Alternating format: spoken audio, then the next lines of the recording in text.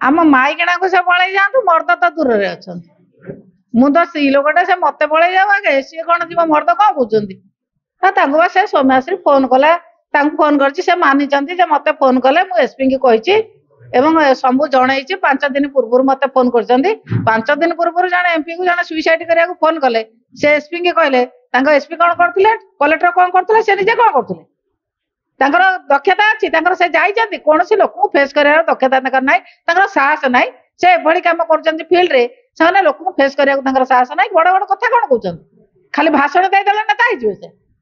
SP ଙ୍କୁ ଜଣେଇଲେ, SP କଣ କାର୍ଯ୍ୟାନୁଷ୍ଠାନ ନେଲେ?